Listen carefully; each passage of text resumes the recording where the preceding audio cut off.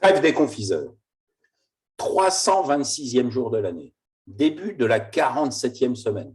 21 jours avant la trêve, 30 jours avant janvier 2022.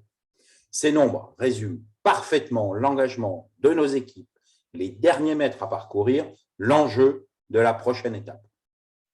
Nos équipes ont œuvré toute l'année pour la réussite de 2021. Il reste quelques jours pour finaliser les derniers points. Deux choix s'offrent à nous. Soit nous insistons sur les chiffres dans les 30 jours à venir, soit nous assumons et nous mettons en place la trêve des chiffres. Si nous exigeons jusqu'à la dernière seconde, que va-t-il se passer? Ce que nous n'avons pas su faire en 46 semaines, saurons-nous le faire en 7 jours ouvrés supplémentaires?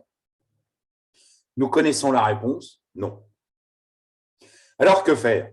Fin août, nous réfléchissions déjà aux objectifs pour les 65 jours, ce qui bien évidemment comprenait déjà cette fameuse trêve. Nous assumons le résultat du jour, assumons le résultat du 20 décembre.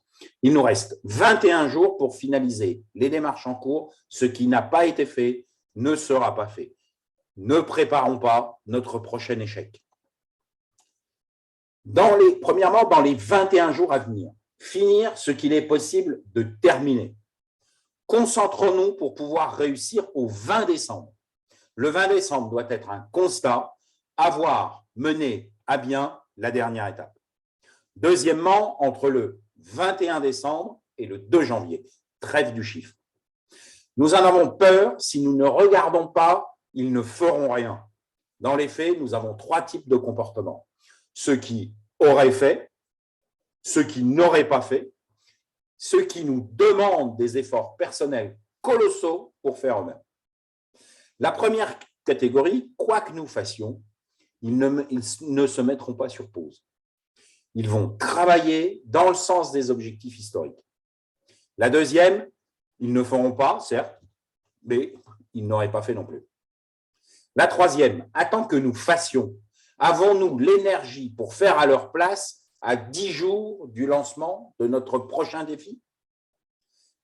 Troisièmement, entre le 3 et le 5 janvier, lançons le nouveau défi, lançons la nouvelle année, avec des équipes ayant eu le temps de faire une pause professionnelle. Travaillons, réfléchissons à notre lancement de janvier.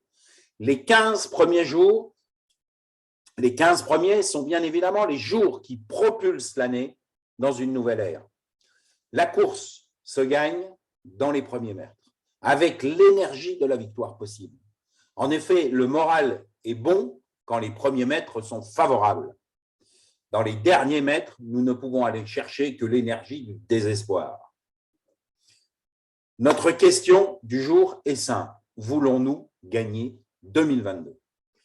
Pour gagner en 2022, nous devons avoir des équipes, des services, des filiales, des sites dans les starting blocks. 2022 se prépare là, maintenant, en prenant le temps de faire la fameuse trêve des chiffres. Attention, ne faisons pas la trêve du management, bien au contraire. Alors, que faire pendant cette trêve?